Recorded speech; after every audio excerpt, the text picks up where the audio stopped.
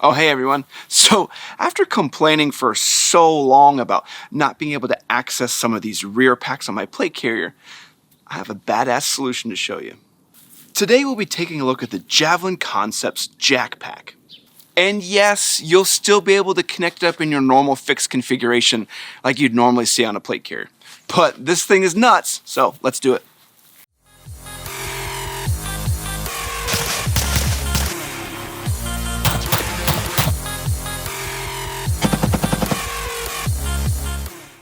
So, just starting out, you may be wondering who the heck Javlin Concepts is and why I'm so excited about a rear pack.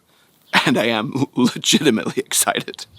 And we talked about the Javlin Concepts guys when we did our A-Jac review, but just as a quick reminder, Javlin Concepts focuses on very compliant and American-made design that draws from their influence in the special operations community. And they constantly experienced gear that held back the user. So the Javlin Concepts mantra focuses on increasing the overall comfort, maneuverability, and overall operator lethality.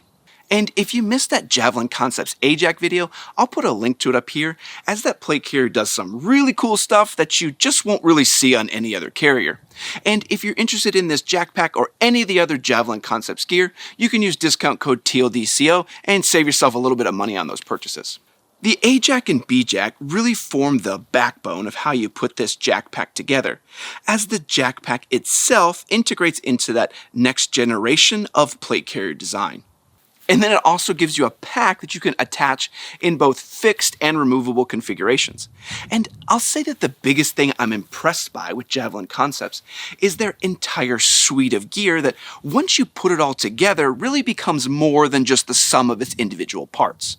So today with our Jac Pack, I'll start out by showing you all the ordering options, go over all the items that come with the Jac Pack, look over the rear pack itself in detail, show you both the fixed and removable configuration, because that is badass, and I'll also throw on the carrier in each configuration and share who would most likely use each connection style. And then finally, like normal, I'll do some pros and cons and if I recommend it. Yeah, because it's a mystery. I'll be honest, I think I've been taking this on and off just because I can for days now. Alright, I'll quit talking because we have a lot of stuff to go over. Let's start with the buying options. So when you order this, you have a few purchasing options on the Javlin Concepts website. First, you can select which color you want, and they have a pretty huge selection of colors such as Multicam, Ranger Green, Multicam Black, and Ranger 498. That Ranger 498, I don't know what it is, but man, that combo just looks awesome. After picking the color, you select how you want to attach the Jac Pack itself. You can choose the fixed, detachable, or both connection styles. And you may not know which one you want, but hopefully by me trying both the fixed and detachable style, it'll give you a better idea of which one fits you best based on what you're doing. And I suppose I'll get ahead of the 800 questions of, does this pack work with, insert random name of obscure plate carrier you want to know about. And honestly, I don't know. The Javlin Concepts plate carrier itself is designed in a very interesting way that really maximizes the warfighter, and you'd have to do some really oddball stuff to get it to work on some of the more generic plate carrier designs. So overall then, I don't really recommend connecting this into anything except for the A-Jac or the B-Jac because it just probably won't work right. I went with the Jac Pack in multicam with both the fixed and detachable configuration methods. So then I can show you how to connect up the Jac Pack in both configurations and kind of my thoughts on each after using them. So let's start though by showing you everything you get when you actually order your Jac Pack. So the first obvious thing you get is the actual Jac Pack bag. I figured that would be an obvious one. So you get all these pieces when you get the combined configuration. Let me show you everything so you know what it is. The first thing is this wing, and this is what you use in the removable configuration. These actually connect into the ITW quads and buckles on the front of the shoulders to make it so you can actually remove the bag from you. Next we have this little guy, and what this does is actually connects into the bottom of the bag and the plate carrier when used in the fixed configuration. And you see here there's a couple different small slits, and we'll go over all this, but basically you're going to use the different sizes based on your size plates as to which tab you're going to use. We'll show that when we install it all. Then we have this little keyway. This is kind of how it all secures when you do the fixed configuration, like you slide it in the back and then you connect in this loop configuration to the back of it and then it all secures down. Again, I'll show you how all this works. And here we have the bottom straps that you use in the removable configuration. So what these do, they actually go around your body when it's actually attached at the shoulder to keep it secured in position. And then we have the actual ITW Quasm clips I mentioned earlier, as these connect into that wing I showed you to make it removable so you can detach it. And then we have 2 rolls of Velcro one wrap. This is used to hold the wing down in position so it doesn't move or go anywhere. And then we have a cool Javlin Concepts sticker. We always need more stickers, so that's good to see. And the last thing we got are the actual instructions. Seriously, let's take a moment and say thanks to Javlin Concepts. The instructions give you a simple and easy way to understand how to connect everything up or change configurations. And if you're still confused after seeing me put it all together and set it all up as to how it actually all connects up, the Javlin Concepts guys actually did a really good video that I'll link up here that actually shows how everything slides in and connects up in both configuration methods, and it's really a pretty big hat tip to the consumer. Unlike some of these Instagram gear companies with stupid apps, product drops, and trying to just price gouge the customers as much as possible. And it's certainly a breath of fresh air from a tactical gear company. But tell you what, let's look at the actual Jackpack a little bit closer in detail before connecting all these bits up. Looking first at the front of the Jackpack, we see a large central pocket with a Velcro enclosure. This area can be used to store 2 additional magazines. And for some reason, YouTube gets mad if we show magazines now, so for anyone asking, these are 8-round Beowulf magazines. So yeah, 8-rounders. On the front of the Jackpack is a large loop-backed area that you can use to connect in various identifier or whatever patches you want to throw on there. Moving down the pack, the entire bottom portion has 5 rows of laser-cut molle to connect in additional gear and pouches. The bottom of the bag also has 2 molle slots that serves to tighten the bag in position and also allows you to connect in a tourniquet or various other equipment on the bottom. The side bungee also serves to tighten the pouch down or expand it out based on what you're carrying by adjusting the pull bungee at the bottom. And then you don't just have a bunch of gear that's flopping all over. You just put all your gear in there and then you actually tighten it down so it's nice and secure, or you just loosen it up if you want to add additional gear into your rear pack. And then you're not stuck with like a one-size-fits-nothing solution that we've seen on some previous packs. Looking at the zipper system, we see another unique solution, with the zippers that flow down halfway down the pack, but then run into the bungees if you want to go further down. And this was designed on purpose based on how you wanted to use the bag. If you didn't want the top to just like flop open, you can just pull the zippers down and the bungees give you like a natural stopping point. Then it just opens up in a normal half zip configuration. But you can also easily overpower the bungees and unzip the pack fully.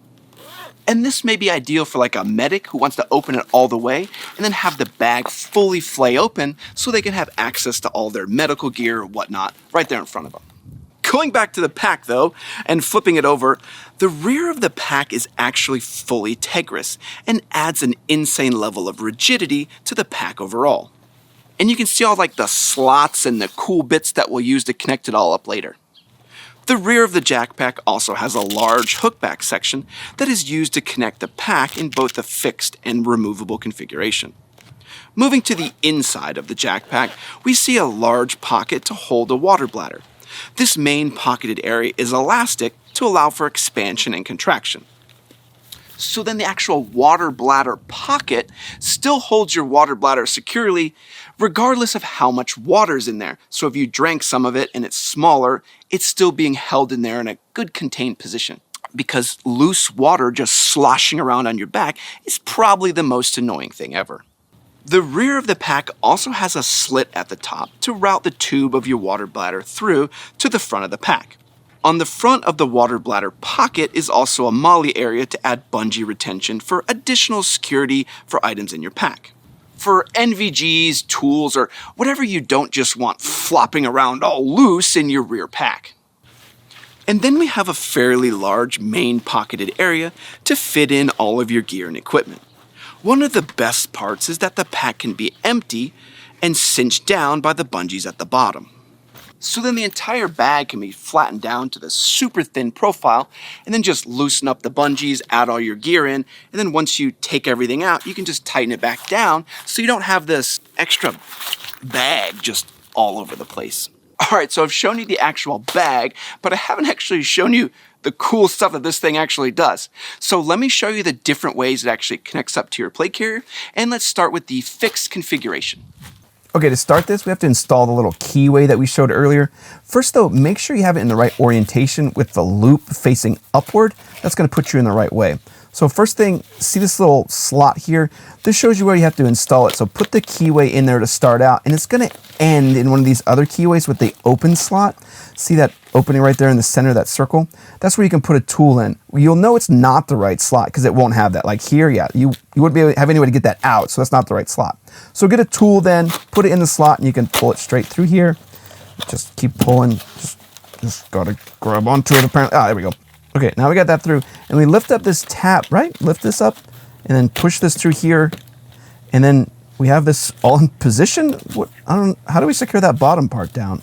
And what the heck is the tab for? Well, folks, that's why we read the instructions, because that's not correct. Okay, this is all incorrect. So pull this back down to reveal the other tab. Okay, here we go.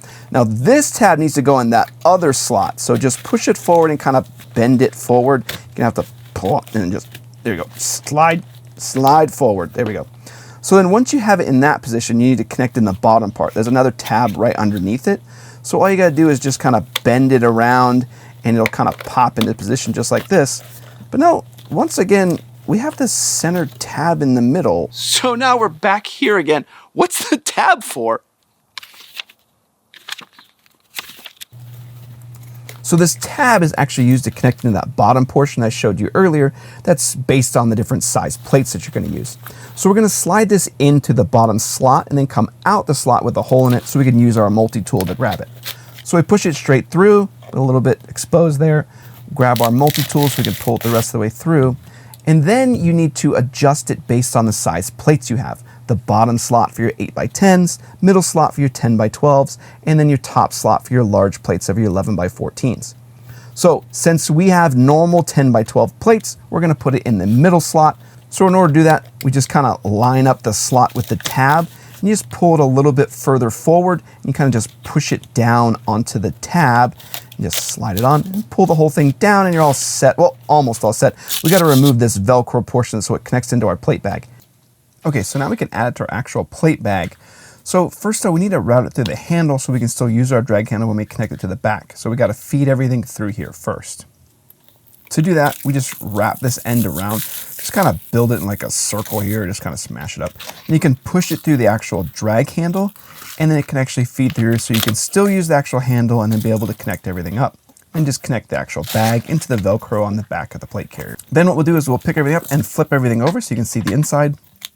And here we are. Now we take this tab that we fed through the drag handle and we just connect into the bottom here to secure it all down. Now you can actually connect it a different way. If you want to, you actually lift up these side tabs that hold down the actual cummerbund connection. And this allows you to adjust the cummerbund, with the bag still attached. So to do that, we can lift up the sides and just put the actual bag connection down. And then this actual cummerbund connection goes on top of it. Same on the other side, put the actual cummerbund connection over the actual bag attachment. And then we do our final attachment. This is the actual bottom of the bag. Just pull that tight and then tighten that down. And then by doing it this way, you can remove the tabs if you want to easily adjust the actual cummerbund attachment easily. And then just like that, we have our bag attached. So you see how it holds nice in place. It doesn't flop all over the place. It's nice and secure. All right, and this is a big one. I'm gonna reiterate it again. That tail tab needs to be fitted based on your size of plates. So you're gonna use the low tab for your smaller plates. You're like, 8x10s, and then the medium will be the 10x12s, and then the last tab at the very top is gonna be for your 11x14s. You really have some leeway though. Just make sure there's some hook on the tail to actually secure it into the plate bag.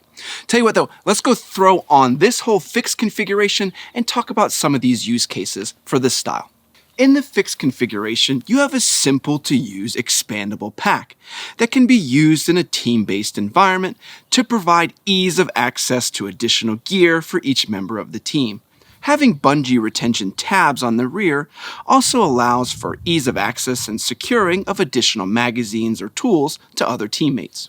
And we've seen this fixed configuration with multiple styles of packs we've seen in the past.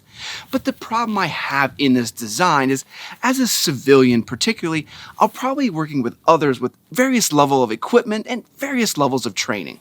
So it doesn't make the most sense from a civilian use perspective to have a rear pack set up for others to access, as those other civilians either wouldn't have rear packs or their loadout would be completely different than mine, so it would be like random across all the members of the team. Or another very likely scenario, that I'm by myself and now I can't get to anything because it's stuck to my back. And while this configuration is badass in a military use application, it doesn't work well for the civilian roles that we look at. So let's take all this apart and show off the much cooler detachable configuration. Okay, we need to remove all this junk so we can set up in the actual removable configuration. So the first part, you need to get out those rolls of the Velcro one wrap and get those all set to feed through the actual bag. Now the slots these go through on the inside are these two slots you can see here. So we'll open up our bag, and then let me see if I can show you where these actual slots are. So as you can see here, see those two positions? There's the top and you can kind of see the bottom one. So you have to feed it in through the inside of the bag. It's not that hard to do, but you just feed in the bottom portion, and then you can see here I feed in the top one so that they're both ready to go on either side. Also here, make sure you have the actual hook portion facing outward. That's going to be important later.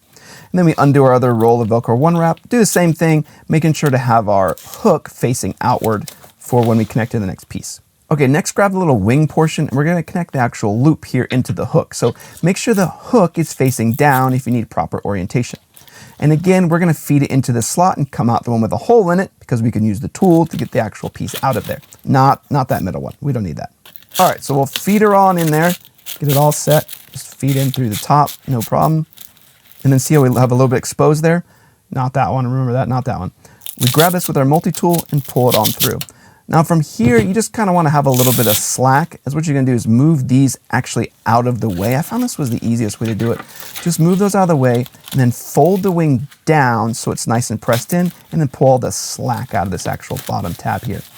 Once you have that down, you have plenty of maneuverability to go in and connect in those Velcro one wraps into the actual wing to give it some additional stability. And then, like movie magic, the other one's done now too. And then pull that bottom tab nice and tight to secure it all down.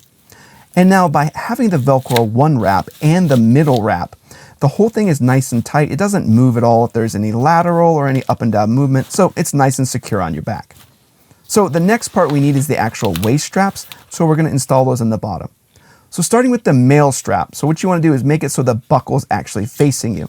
This last buckle is for attachment, not for adjustment, so you really don't need to move this around at all. Again, this is really easy. You feed it in the slot that doesn't have the keyway, because the keyway is used to get your tool. So we feed it in, and hopefully it doesn't get jammed up. There you go. You got a little bit exposed there, so then you can actually use your multi-tool, grab the end of this actual webbing, and pull it all through. Move that stupid bungee out of the way. And then we feed it through the buckle, going through this side, and then feeding through again.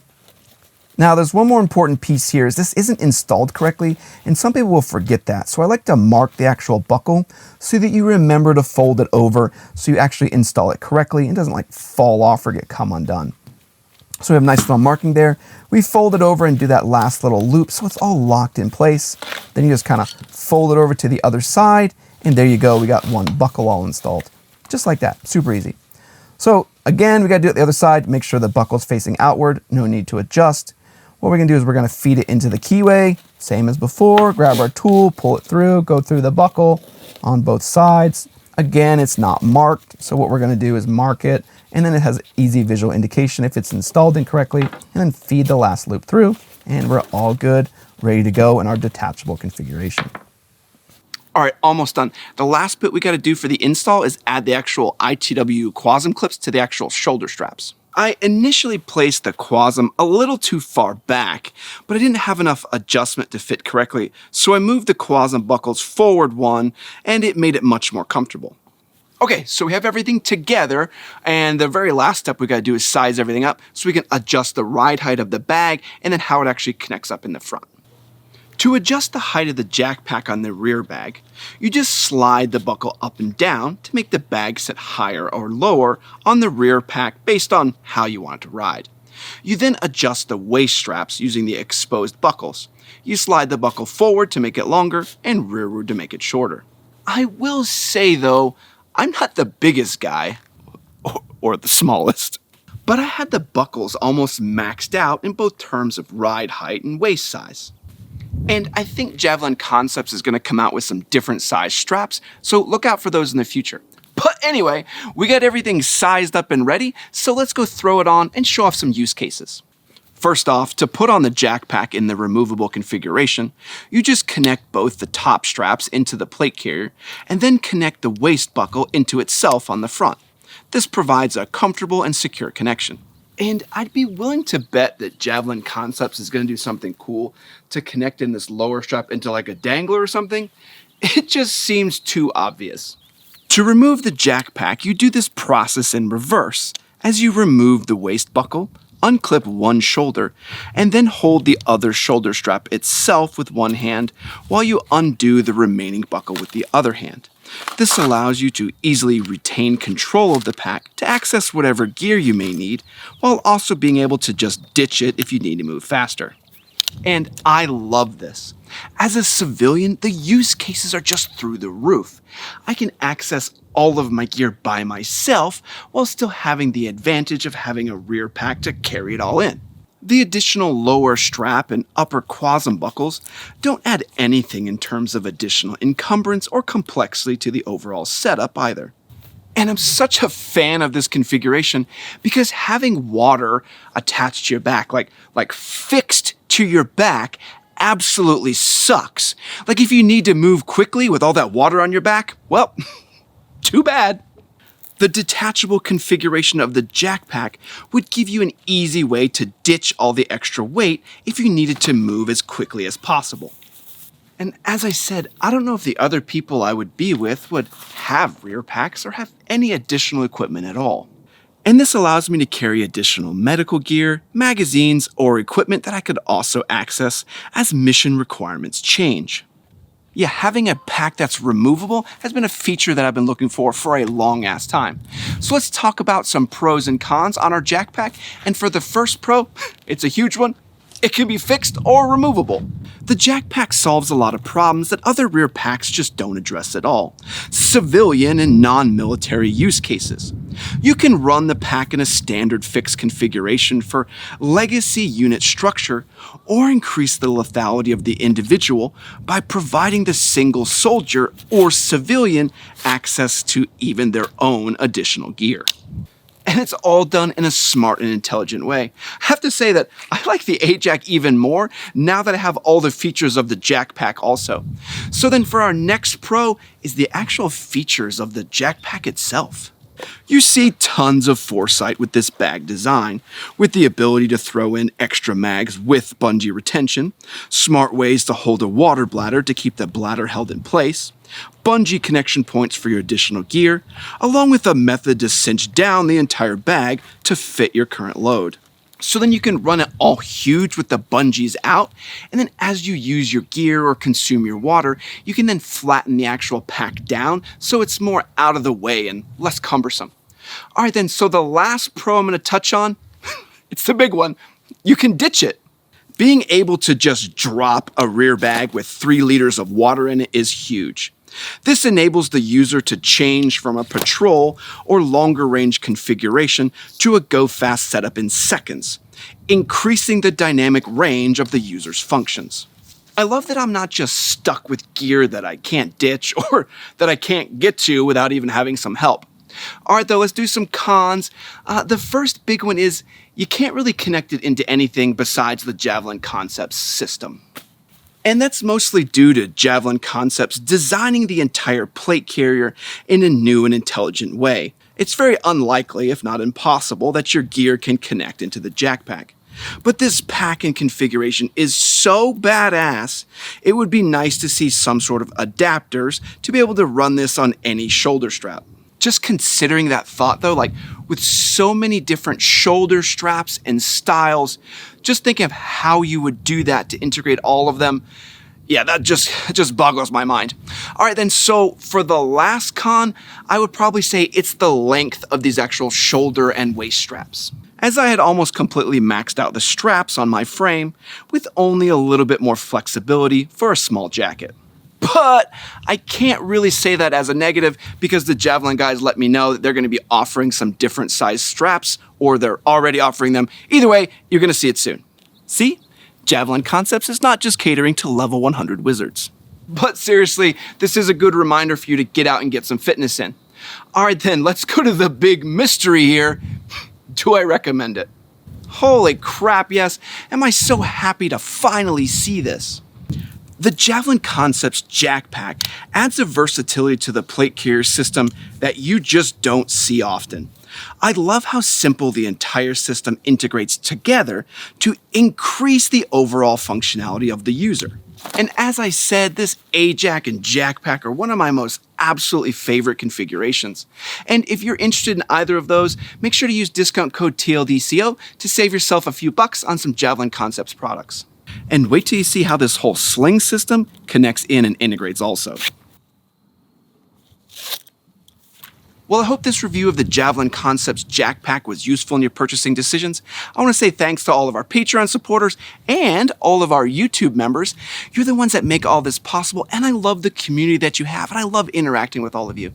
I also want to say thanks to everyone else that likes, comments, and subscribes. Comment down below if you're going to get yours in the fixed or the removable configuration.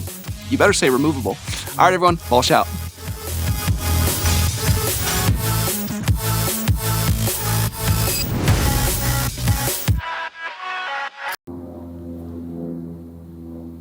Nothing like trying to record with airplanes. Well, at least now with the removable pack, Joe can't sneak all of his fruit snacks into my rear pack.